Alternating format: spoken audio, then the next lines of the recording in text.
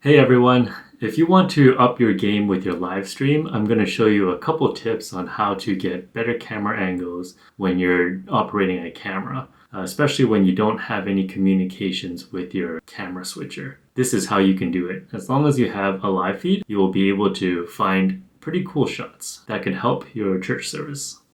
So I'm going to do a walkthrough of how I operate the camera in this song here. This camera is the same angle as here, so I'm just doing a zoom in version so you can kind of see where I'm framing the shots.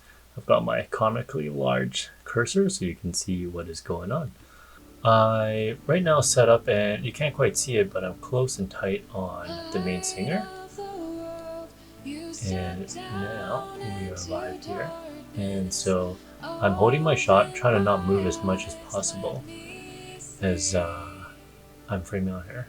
Now that I know that I'm off the camera and I'm not live, I would move. But you see how I didn't move fast enough, and the switcher happened to move into a framing. So my framing wasn't the best. I slowly drift over to try to save the footage and the angle.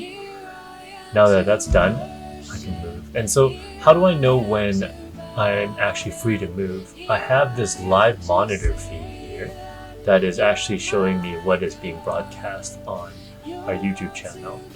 And so as the live stream is going, I can see what framing I can go for. So now I've got this one here. I'm doing a slight push in using our DSLR zoom ring, which is very challenging to do, but you can give that a try.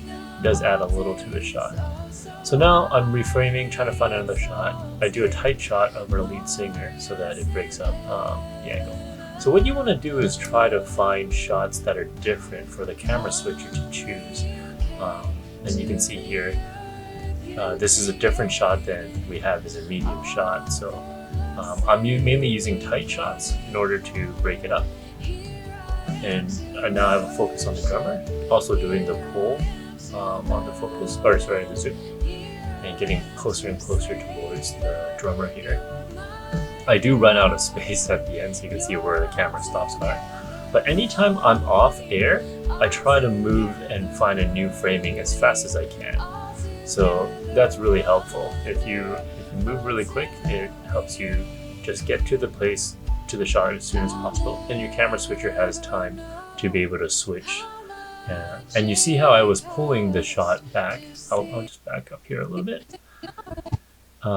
As I start the shot, I'm pulling out, but I keep on pulling out even though I know that I can see in here that there's a blend transition, but I'll just keep pulling until it's fully done. So that's important to do. You want to make sure that you don't just stop the shot, stop the zoom midway through while it's still blending across.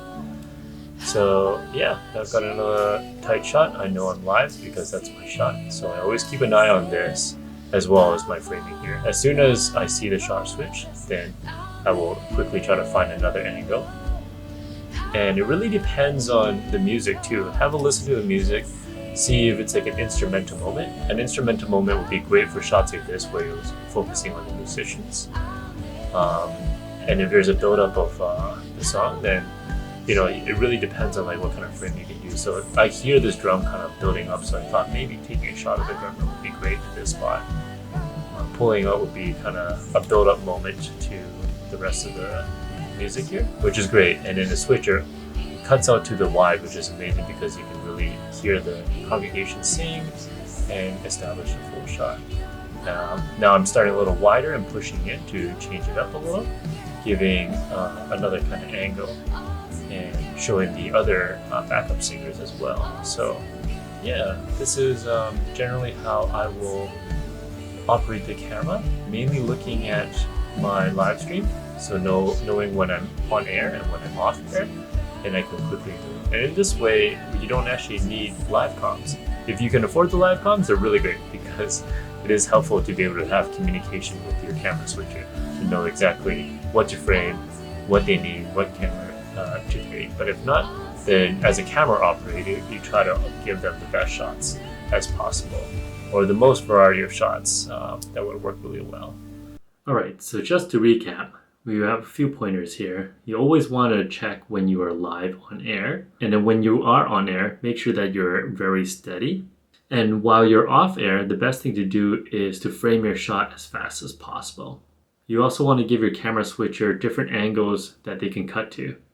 It's best to frame your musicians when there is an instrumental part or when there is a noticeable music that's being played. You can also add push and pull to your zoom to give it more interest. Just make sure that you are zooming in the entire time while you're live on air. Or if you run out of room, make sure that you feather it off and slow it down nice. Those are a few quick tips to help you improve your live stream, so give it a try.